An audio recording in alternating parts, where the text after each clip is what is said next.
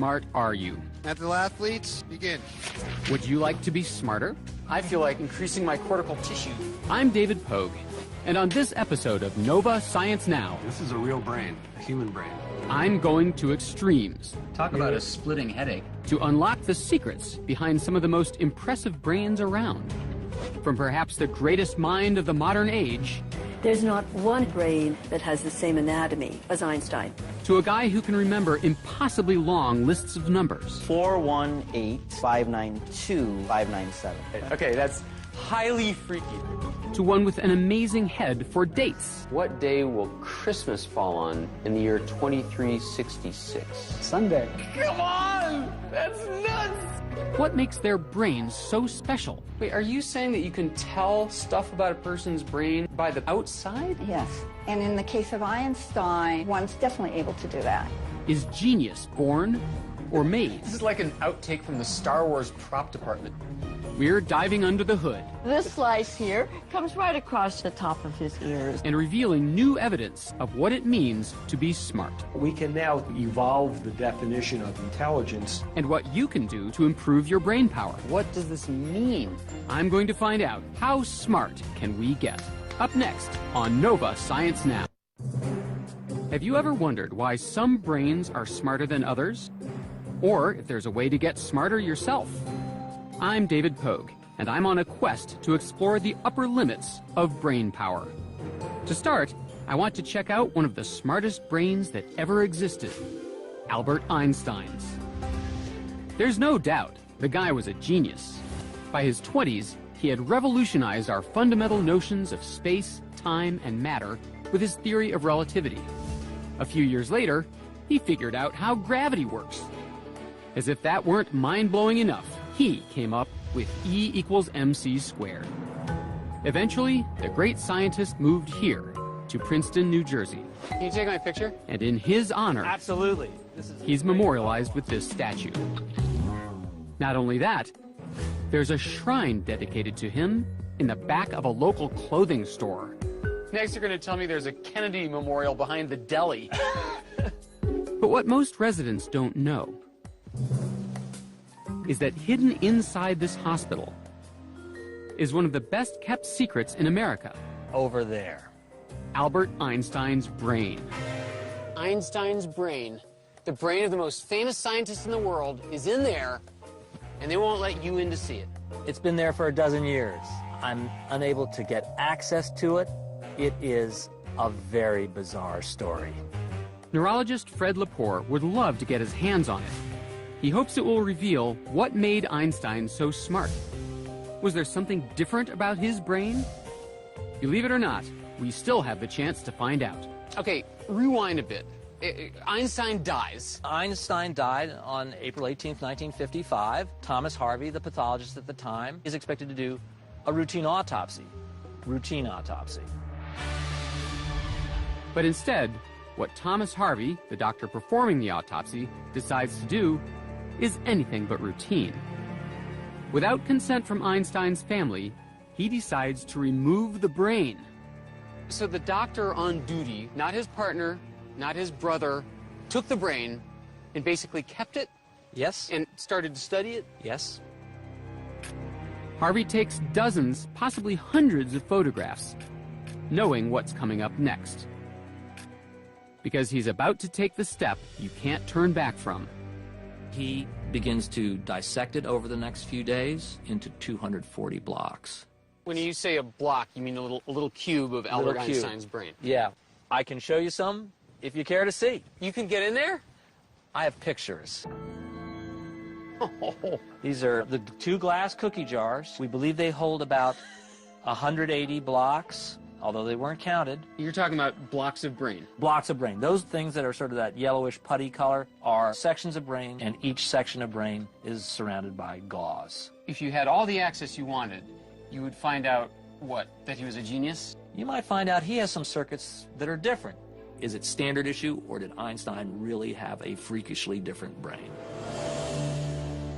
It becomes Thomas Harvey's life mission to find out.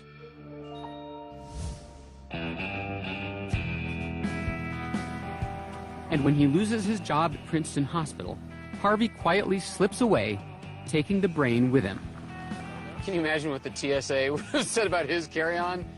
Sir, can you step over here? He travels to the Midwest. Wherever he moves, so goes the brain. From time to time, he sends chunks of it to researchers he deems worthy. Then, in the 1990s, he sends several chunks and some of his photographs to Canadian neurologist Sandra Whittleson. Whittleson has one of the largest collections of brains in the world, kept in this walk-in refrigerator. Thomas Harvey realized that because I had a large brain collection, it would be a good comparison for a case study of Einstein's brain. Harvey gives Whittleson a few select chunks, but it's in a handful of photographs that she finds the most valuable clues. She makes a startling discovery in an area of the brain called the parietal lobe, on the top of the head towards the back. We have 125 brains in our collection, which means 250 hemispheres. There's not one hemisphere that has the same parietal lobe as Einstein. Whittleson believes that a part of Einstein's parietal lobe was 15% larger than any other brain in her collection. To find out what makes this discovery so important, I'm going where no host has gone before. With the help of pathologist David Zagzag and neurosurgeon John Golfinos, I'm taking a little brain tour. So, gentlemen, can you certify this is no plastic model? This is a real brain, a human brain. May I touch the brain? Very gently. Oh, wow. It's cold, rubbery, and it's clammy, and it's got a weird consistency. How would you describe this to someone at home? Like hard Jell-O is what I think of it. Yeah, very hard Jell-O. That's good. Here, catch. Put it down. The first thing you notice when you look at it is that there are these raised parts, these ridges. These tiny ridges, or bumps, are called gyri. They contain billions of nerve cells. The crevices are called sulci. The reason we have all these folds is that as the brain developed and as we got smarter, our brain got bigger, and to fit inside the skull, it had to fold in on itself. Does that mean that ancient man would not have as many folds? Correct. More folds mean more nerve cells, and that means more brain power. All of these folds are divided into 4 major areas, or lobes, which are found in both hemispheres. The area Whittleson found unique in Einstein, the parietal lobe, is a fascinating part of the brain. It's involved in how we develop a picture of the world around us. 3D rotations, spatial imaging. That's what the parietal lobe does. Wow. So it kind of makes sense that Einstein, who processed the universe and the laws of physics, should have a super developed parietal lobe.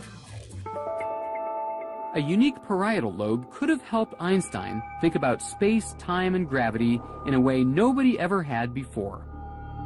But is that what made him a genius?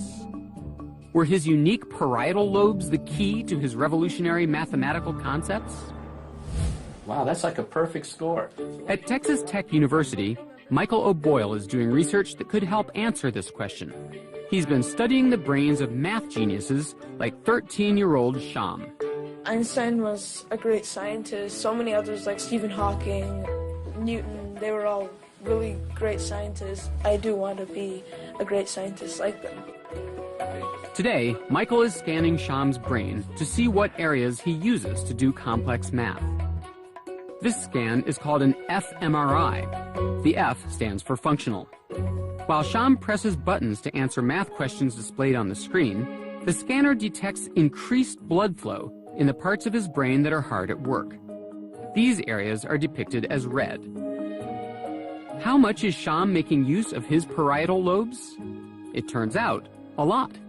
He is relying on parietal areas to determine these mathematical relationships. That's characteristic of lots of math-gifted types. In fact, in a recent study, O'Boyle found that while solving math problems, math-gifted kids have 5 to 6 times more neuron activation in these brain regions than the average kid, especially here in their parietal lobes. But is there more? My quest to find out takes me to Santa Fe, New Mexico, to learn what anthropologist Dean Falk has discovered in Einstein's brain. Dean is a leading expert in the study of primate brains. Her specialty? Analyzing the meaning of those bumps and folds on the surface. Wait, are you saying that you can tell stuff about a person's brain by the patterns of the folds on the outside? Yes. And in the case of Einstein, one's definitely able to do that to some extent. While looking at Whittleson's photographs, Dean makes a surprising discovery in another area of Einstein's brain, the frontal lobes. Doctors, talk to me about frontal. So these frontal lobes are really involved in almost everything we do, making us who we are. Behaviors, planning, understanding what we're going to do next, staying organized, and they're really what make us human. They're very important, so I was curious to find out exactly what Dean discovered in Einstein's brain. So in looking at these photographs, something jumped out at me. I noticed a particular feature in the frontal lobe on the right. I've got a K on it here. That stands for knob. And would you like to know what part of the brain that controls? Why, yes, I would. Well, it's right in front of, give me your hand, it's this. If you wiggle your fingers. Yeah. You are using this general area. It's the motor cortex for the left hand. So this area here on the back of my right frontal lobe is controlling my left hand. Yes. And in the case of Einstein, it was greatly expanded and formed this knob here. It's this shaded area. And if you'd like to see on the brain, I'll show you where it would be if it were expanded in a human brain. It'd be right about here, but notice this human doesn't have this knob. And it turned out that I've just read this study that talks about that knob and what it means. This study reported that musicians who learn how to play a stringed instrument in childhood develop the same shape in exactly the same place. So I was surprised to see this in Einstein, and it fit, because in fact he took violin lessons as a child for years and years and years. Dean does some digging and discovers this. When he was stuck on a physics problem, he would go into his kitchen and pick up the fiddle and play it to relax, and he would suddenly get an answer to a physics problem that he'd been working on. Wow. Einstein is reported to have said, "The theory of relativity occurred to me by intuition, and music was the driving force behind that intuition."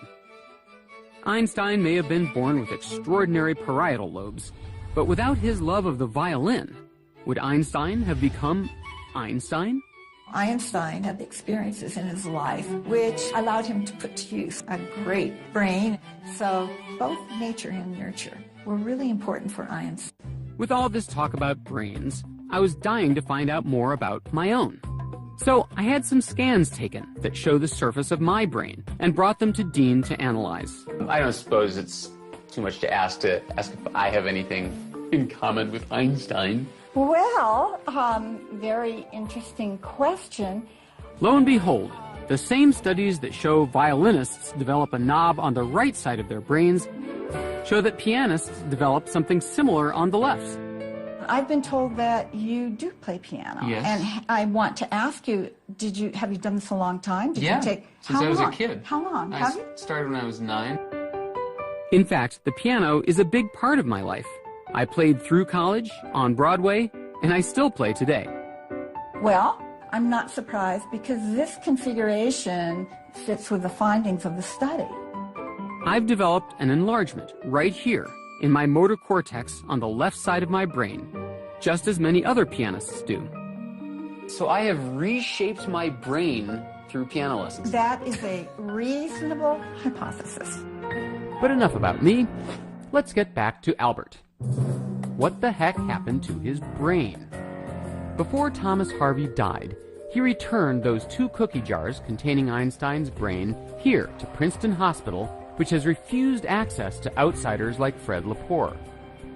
But recently, Fred got his hands on these long-lost photographs of Einstein's brain, which Harvey's family donated to the National Museum of Health and Medicine. So we have these newly emerged photographs of Einstein's brain. They've Really? been lost to science since 1955. No way! In analyzing them, Dean found several more unusual features in Einstein's brain, but the most surprising was in a different part of his frontal lobe. So I want to show you one of the most significant features. We have a frontal shot of Einstein's brain. Full frontal. Full frontal.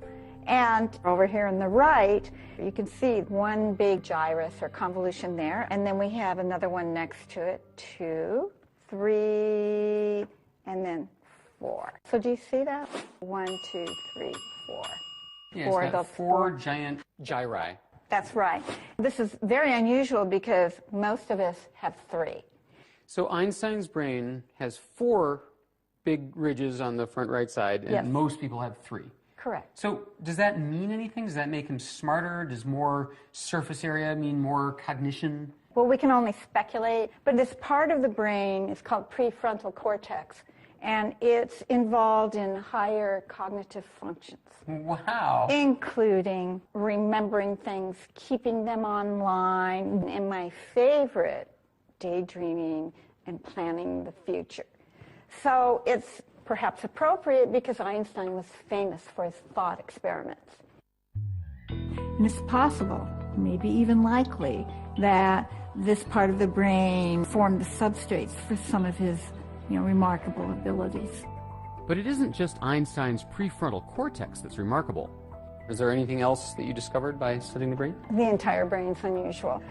Of course, no two brains are exactly alike anyway. They're like fingerprints. But his is particularly interesting all over. Yeah, well, Einstein was a genius, so that kind of makes sense. Yes. These images give us new clues to what may have made Einstein so smart. Thomas Harvey would be very, very happy that these materials have come to light. That's what he wanted all along, and I also think that's what the Einstein family wanted. They wanted the brain to be studied in a scholarly way and for as much to be learned from it as can be, and so that now is possible.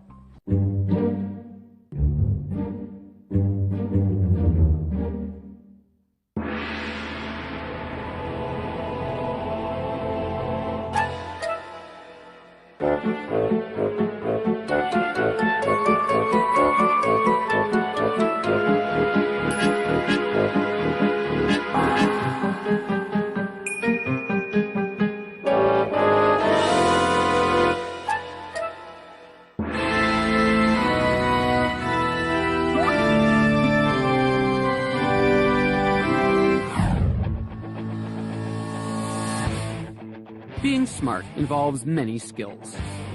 Among them, how important is memory? To find out, I'm here at the U.S. Memory Championships. We have 5 minutes. Mental athletes, begin.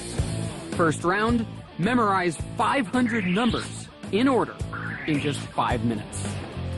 Trying to remember more than 20 makes my head spin.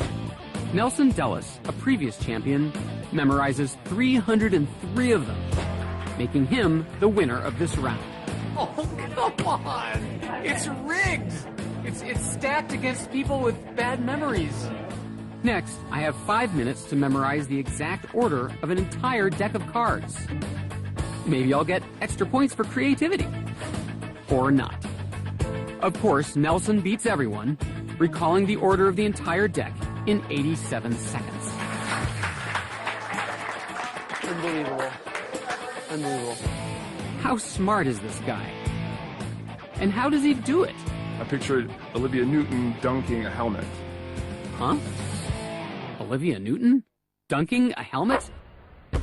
Believe it or not, he's using an ancient technique that goes all the way back to 500 BC. Chester Santos, the 2008 U.S. Memory Champion, can actually memorize 60 numbers in order in under 5 minutes. 242 597. You got them all exactly right. Okay, that's highly freaky. Now it's my turn to learn this ancient memory technique. All right, bring on the list. Chester takes out a list of 40 random words for me to memorize in order. Monkey, iron, rope, kite, house, paper. That's right. I said 40. Bicycle, elephant, computer, sword, necklace, and pizza. That would take me several hours. You will have this perfectly memorized in 10 or less minutes. All right, I just want to be clear for the record. If I don't, it's his fault. Step 1. My lesson begins by walking around my living room, making note of objects I see every day, like my beloved grand piano, my favorite chair, and my kid's guitar. Toys really meant to have these cleaned up. Watering can. Chester tells me to study these objects because we're about to use them to help me remember those 40 words. The globe and the pillars. Now it's on to step 2. Imagine that on top of this piano, there is a monkey dancing on that piano. But you don't just see the monkey dancing around, maybe you even hear the monkey making monkey noises as it's dancing. Because that's the first word, monkey. So picture that, really imagine that happening. Okay. And this monkey picks up a giant iron. How does this strange technique work? We ask a memory expert to explain. We are visual, we are auditory, we have all these different senses, and the more a single piece of information is locked in through the various senses, the better chance it's retained. So the crazier and more vivid the story, the better. Now, at that chair, see a rope attached to a kite. And the kite's flying around in the air. Just picture that. The guitar is smashing into a house. And you discover that the house is made of paper. Further down the list, my tissues are having quite a memorable experience as they get run over by a bicycle with an elephant perched on top. Can you see that? I can. Something's wrong with me. But you will remember this stuff. Yes, for I sure. will You definitely remember that. The time has finally come. I don't have any particular confidence in this. I have a lot of confidence. Beyond the monkey. I know I got the monkey. So on the piano, we have monkey and iron. And then next to it was a chair, and that had rope and kite. And then guitar, smashing up the house, paper. Lo and behold, as I mentally traverse the room, the words come pouring out. A river. That's right. Rock. That's correct. Tree. That's right. Cheese. Correct. But then... There's something about the tissues. I'm sure it had something to do with smashing. Something violent. Let's see. The tissues. The tissues were getting run over by... a bicycle You got by it. an elephant. After a close call, I miraculously whizzed through the rest of the list. The necklace and the pizza. Awesome. Great job. That was great. Next year's memory champion, David Pogue. Thank you. Incredible job. I want to know what parts of my brain accomplished this Herculean task. Yeah, so we're not seeing... I asked Dr. Zagzag and Golfinos to show me. So why don't you... Are you kidding me? This is what I call a brain knife. So please? This one's going on the resume. Okay, ready? Right there. Oh, man. Oh. And Wow. I am very happy to inform you that you have made the most symmetrical cut. And the two hippocampi are right here in front of you. Just below the pointer. The hippocampi are toward the middle of the head, just a few inches in from the ears. These tiny structures help store our short-term memories. So that little thing is our memory? Short-term memory, yes, sir. Wow. So what about these people from memory championships? They translate everything into visual metaphors. So if you think about it, they're attaching extra information and using other parts of the brain, the part that processes language, the part that processes images, and that's how they attach them onto the memory and make it a stronger memory by recruiting other parts of the brain to help. Having a good memory is important, but for a brain to be really smart, it has to do even more. Tell me which of these pieces should go here. It has to have the ability to problem solve. Number 4. For over 100 years, we've measured the brain's ability to solve problems with IQ tests, like this. Number 3. Could there be a better way? My quest to find out how a smart brain works takes me to a research center in Albuquerque, New Mexico, where state-of-the-art technology could give us a whole new way to assess intelligence. We now have the opportunity to evolve the definition of intelligence away from just relying on test performance and toward a definition that includes brain physiology that we can measure. How will they do it? Using this strange-looking device, called an MEG scanner, Richard Heyer and Rex Jung are trying to reveal what part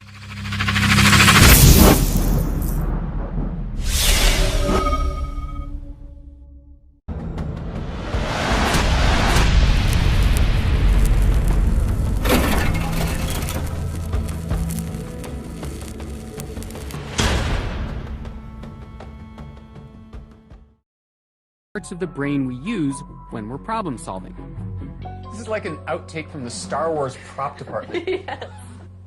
But instead of impersonating Darth Vader, I'm taking a pop quiz. Questions like the kind you find on an IQ test will appear on this screen. I'm supposed to solve brain teasers like this. As I do, my high-tech helmet picks up what's happening in my brain. The brain is made of billions of nerve cells, and every time one communicates with another, it generates an electrical signal. Those signals give off a magnetic field, which is picked up by my helmet. The result is an animated image of my brain. All these blue and red flashes show, millisecond by millisecond, the areas hard at work. Around 400 milliseconds in is when you see the hippocampus fire up. I'm making good use of the areas I used to memorize those 40 words. But Heyer and Jung's research shows I'm also relying heavily on that area so unique in Einstein's brain, the parietal lobe. And I'm also making good use of my frontal lobe, which helps me with planning and decision-making. Both of those areas have been linked to visual spatial ability, numerical ability, abstract reasoning, but our research suggests that it's the communication among those areas that really is the key. How do different parts of the brain communicate? Look at the structure of the brain. You can see what they call the white matter. These are the connecting fibers. Call it white matter because they're really white compared to the darker areas. Oh, wow. Which are the gray matter. Gray matter is mostly on the outside of the brain. It's filled with billions of nerve cells. Beneath that is white matter. The white matter is made up of long nerve fibers that crisscross the brain, connecting different areas of gray matter to each other. The amount of gray matter you have is really important, but intelligence researchers are discovering that that spaghetti-like network of connections is just as crucial. That's the next great frontier of the brain, is figuring out every single connection. And how those connections work together. We want to understand not just the areas that light up during intelligence, but also how those areas communicate with each other. Is that the same in every person? We think not. We think there will be differences, and we think those differences will be related to intelligence. Richard Heyer and Rex Jung are just beginning to unravel the secrets to how an intelligent brain works. But until they can solve this mystery, I'd like to know if there's a way you can make your brain smarter. You might be surprised at what the good doctors order. You guys said that you'd be able to do some experiment demonstrating that you can actually grow your brain. I thought the equipment involved would be a little more expensive than juggling balls. What is this about? Well, there's this very famous study that showed if you juggle over a long period of time, it actually increases the gray matter in a certain region of your brain that subserves juggling. Not only can you increase your gray matter, recent studies show you can increase your white matter too. Well, I don't know about you gentlemen, but I feel like increasing my cortical tissue. Let's juggle. Let's give it a try. I don't actually know how to juggle. I can do two pretty well. Does that count? Ladies and gentlemen, you are witnessing for the first time on television the growing of my brain. I can feel it growing! I'm gonna look like an alien in 20 minutes. Oh, wow! If you want to know how can you make your brain work better, use it or lose it. And use it to learn new things, like juggling. So remember, learn something new and you too can grow your brain power.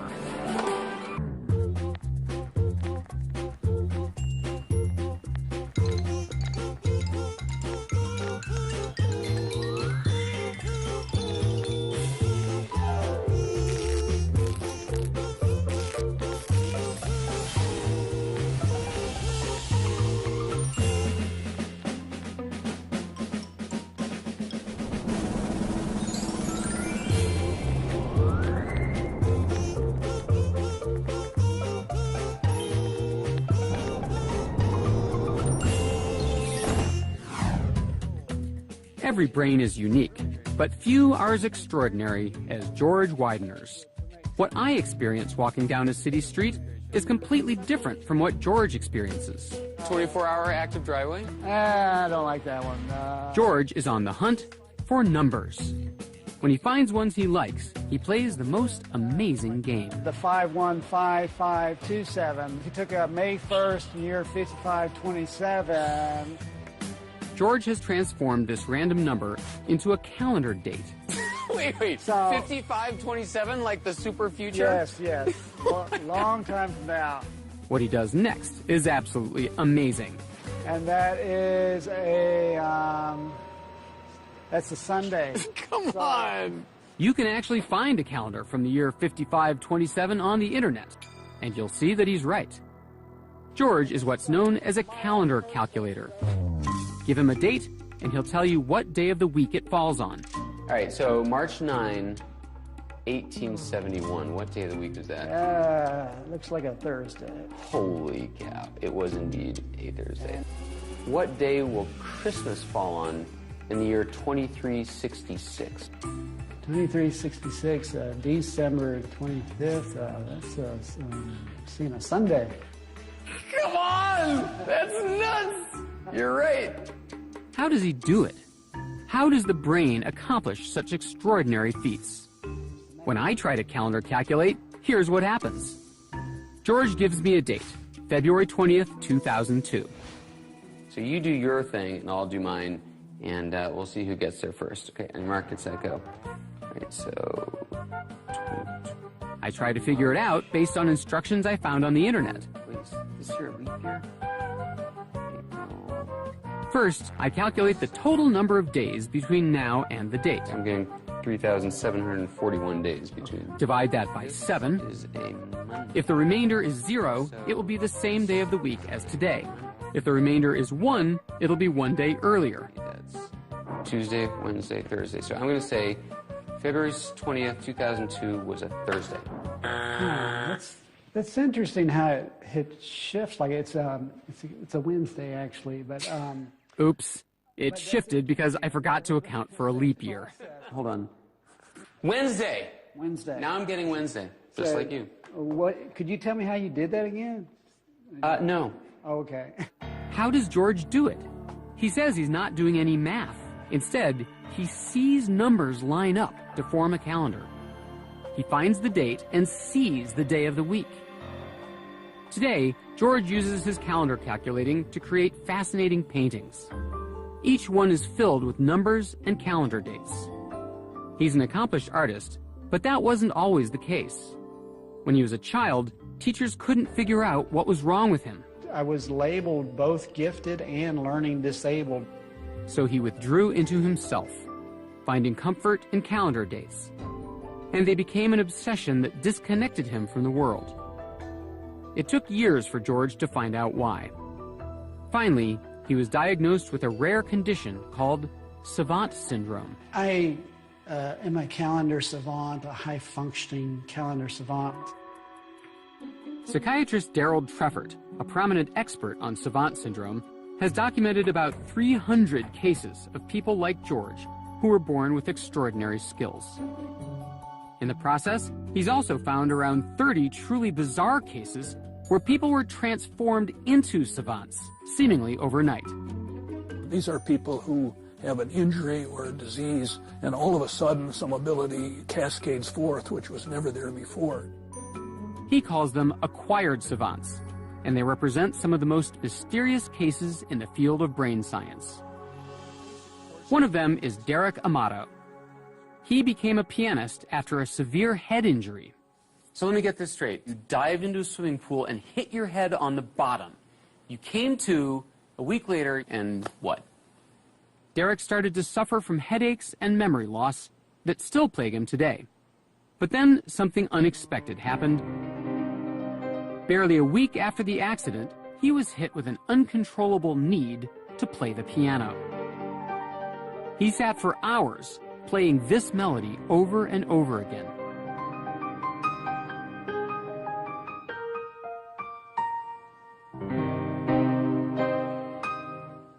And that's what it was. And you weren't a piano player? No. So what I'd love to know is how you picture and think about music, because when I learn a piece of music, I generally look at the sheet music, and each note is on a line or a space, and it represents one of the keys on the piano, and I learn it that way until I can.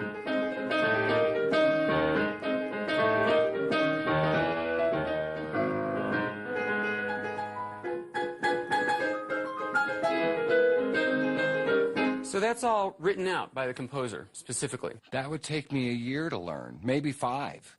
Wow. So do you read sheet music? No, I see blocks. I see these black and white squares nonstop. These blocks tell his fingers how to play that melody. Something kind of miraculous happened to your brain when it hit the bottom of the pool. Right. But what? Why do people like Derek develop savant-like abilities after a head injury? And why are some people, like George Widener, the calendar calculator, born with them? So if you could just follow me into the room. All right. Clues to solving this mystery may be hidden in George's brain. For the last few years, neuroradiologist Joy Hirsch has been studying it with an MRI scanner. What we're seeing is the structural pictures of his brain. It looks to a layman just like a normal brain. Well, it looks to a scientist and a neuroradiologist like a normal brain as well. Today, Hirsch is probing further.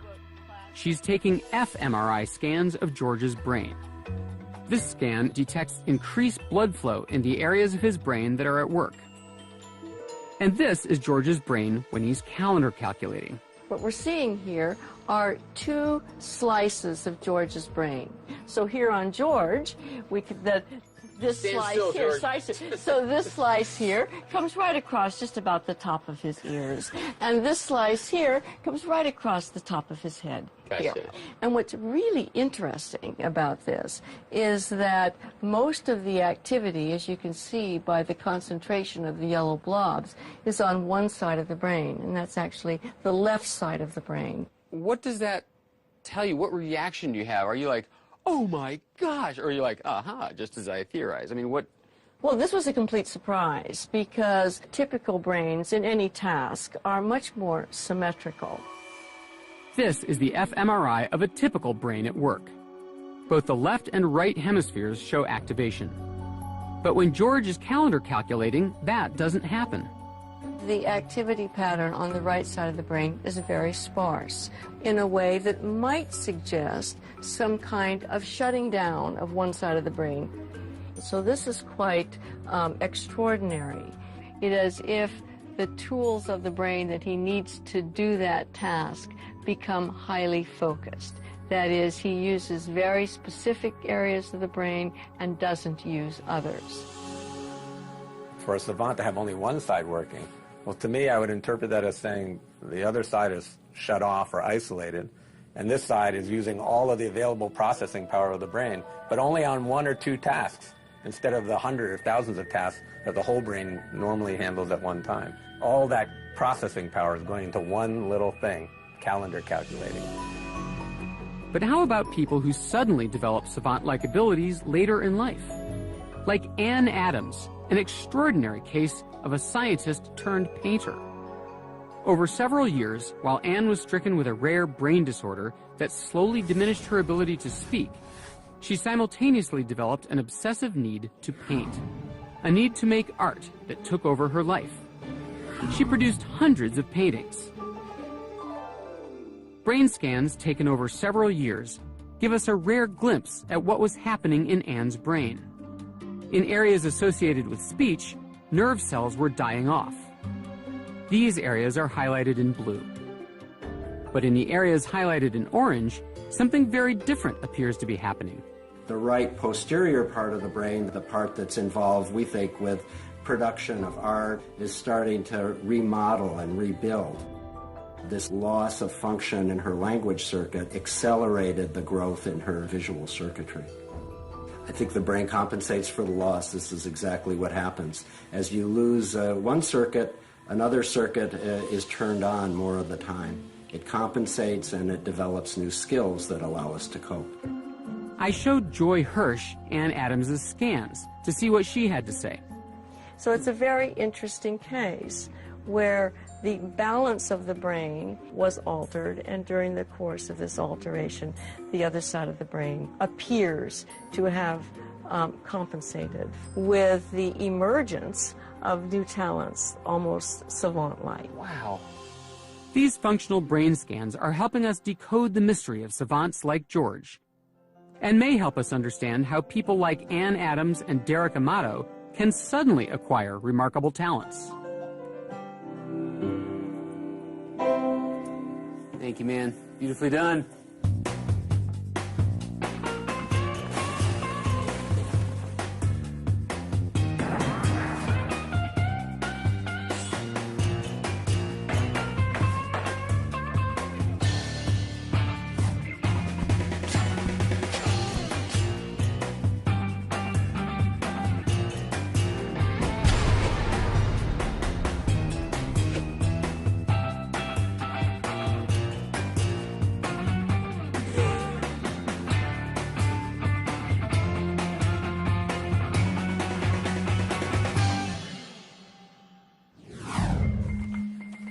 These kids are about to take an exam, just one of many in their lifetimes, and they're feeling the pressure. It is one of the worst feelings in the world. American students take more than 100 million standardized tests a year. You start to panic. You start doubting yourself. But no matter how smart you are, sometimes even the brightest brains don't perform as they should. My stomach flips, and then I feel really sad. They choke under pressure. I usually freak out. Yeah. And it's not just in the classroom. I think anyone can choke under pressure. We've all seen it happen. From American Idol. Remember everything that I told you. That's ironic. To a spelling bee. I-N-S-I. All the great chokes have something in common. They've all failed to perform up to their best when the pressure is high. Rick Perry in the Republican debates of 2011. And the, what's the third one there? Let's see. And, of course, the sports choke. Like going for a crucial field goal that should be easy and missing. Whether you're an athlete or just a kid sitting for the SAT, choking can be devastating. It's one thing to have skill or the knowledge to perform well, but it doesn't matter how much math you know if you can never show it on the quantitative section of the SAT. But what if you could teach your brain not to choke? That's the goal of cognitive scientist Sion Beilock. Sion is figuring out how to train your brain to perform at its best even when the heat is on. Sion learned about choking the hard way.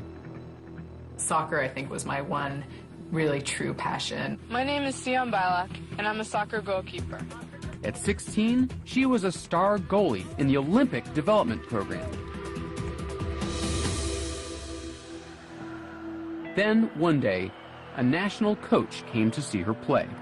I knew he was there, and I knew that this might be my one shot. An offensive player came down the right side of the field and took a shot at the near post, which is the post you're supposed to be able to save the ball from. And it went right under my arm and in the goal. It went all downhill from there. And that was it. I was out of consideration for the national team that year. You know, I had that one shot, and I failed. It was a crushing blow. I just felt totally defeated. All the hard work I'd put into getting to the place I was getting had just vanished in the blink of an eye. It was the middle of the game, and I wanted to walk off the field. So yeah, I choked. Soon after, Sion walked away from soccer. But when she went to college, she was determined to find out what had happened inside her brain on that fateful day. So she majored in cognitive science. One of the reasons I was really interested in cognitive science is that it seemed like it might be a window into trying to understand a little bit about how I performed. So people always ask me if I do me-search, right? And I think there's definitely a little bit of me-search to what I do. Xian wants to know what happens to our brain under pressure. And her research team has figured out the perfect recipe for high anxiety. What we do is we have these students come in and they do a block of math problems. They even make the math problems look strange to throw the students off. And then we give them a series of instructions that are really designed to create a very stressful environment for them. They put money on the line and tell the students that a partner is depending on them to improve their score. But if you can't improve, then you won't get this additional money, and neither will your partner. At this point, the students are really freaking out. And then, but to really make it a very, very stressful environment, we bring out a video camera and we put it right next to them. Do you see a red light? Then the students do a second block of problems. And it works. Most people, when they're in our stressful situations, really do feel pressure to perform at a high level. And as it happens, lots of people choke under that pressure. Usually they choke about 11 to 12% below their initial block of problems. So what's happening when they choke? Only the scanner can tell. We put people in this MRI machine. They're lying on their back, but they can see a computer screen and they're actually performing problems. They use a controller to give their answers. Then Xian's team makes them sweat. Finally, during this next set of problems, we're going to be videotaping your performance. Xian's theory was that these stressors were messing with the patient's working memory. It's a little different from short-term memory, which comes from the hippocampus. Working memory is your mental scratch pad that essentially allows you to work with whatever information is held in consciousness. And it involves the prefrontal cortex, which is part of the frontal lobe just above our eyes. Our prefrontal cortex essentially allows us to do all those special things we can do as humans, whether it's hitting a tiny ball into a tiny hole or juggling lots of math problems in our head. Based on activity she saw in the scans of her stressed-out subjects, Xian can infer communication between the prefrontal cortex and the emotional centers of the brain, like the amygdala. And when the emotional centers are overactive, they can prevent clear thinking. In these situations when people fail, these worries tend to come online and co-opt those prefrontal resources that people would otherwise use to perform well. Xian's preliminary data suggests that in a choker's brain, the emotions cause a racket big enough to interrupt working memory. But what about those lucky people who don't choke, who perform well under pressure? What's different about a non-choker's brain? It's almost as if the prefrontal cortex and those emotion centers of the brain uncouple or stop talking for a moment. For non-chokers, it's almost as though they temporarily put the conversation between these two parts of the brain on hold. People who are less likely to choke essentially show less crosstalk. There's less of an opportunity for these worries to seep in and impact performance, and we think that these are skills that can be taught. High stakes in the class. Xian had a theory she thought could have a huge impact, and she set out to prove it. She went where the stress was boiling over, a high school biology exam.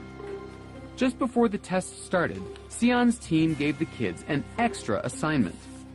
We came into the classrooms and asked all the students to either write about their deepest thoughts and feelings or sit there for 10 minutes. Xian knew from other studies that depressed patients who wrote down their emotions in a journal could break the cycle of negative thinking. But would it work for anxious test takers? And the idea is that if we have people journal before this important test, we might be able to help them succeed. The students poured out their deepest worries onto paper. Then it was test time. So how'd they do? Students who just sat without writing anything, on average, got a B-. But the ones who wrote got, on average, a B+. We boosted these students' scores over a half a grade point by just having them sit and write for 10 minutes about their thoughts and feelings about the upcoming high-stakes test. So what did the students write? There's millions of butterflies in my stomach. Breathe, breathe, I'm telling myself. So he starts out talking about how worried he is, and then towards the middle he says, as I continue to think about this final, I relax significantly. For those students with high test anxiety, journaling was a silver bullet. But why does it work? When people are worrying up under stress, it's almost like a computer with too many programs open at once. Sometimes everything crashes. And by writing down some of those worries, you're able to offload some of those programs so you free up resources to perform at your best. Journaling may help kids show how smart they are when it matters most. You don't have to be an Olympic athlete or sitting for the SAT to have these choking experiences. Whether you're interviewing for a job or just one of my favorite places where I often choke, parallel parking in front of your spouse, some of the same processes can drive that underperformance. What my work shows is that it doesn't have to be an inevitable phenomenon and that we can learn from those poor performances. And what if she'd never choked? I've thought about this idea. Maybe if I hadn't choked in front of the national coach, I would have gone on to play in the Olympics. But I'm happy with all the lessons I learned from that experience, and I think I've been able to take some of them and use them in my new life pursuits. I want my work to really push the bounds of what we're able to do so that everyone can perform up to their potential. And Sion practices what she preaches. She journaled before this interview. So what did she write? So I wrote, "What a day. I'm exhausted, and I hope that doesn't make me sound incoherent.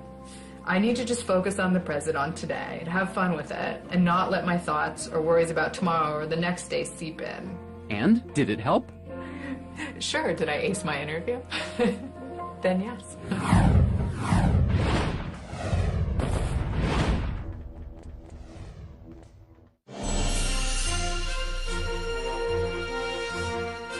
He was a master builder, a rebel and a worshipper of nature. Explore the legacy of Frank Lloyd Wright and get to know the man and his buildings on Sunday night at 9. Next tonight we enter the real CSI.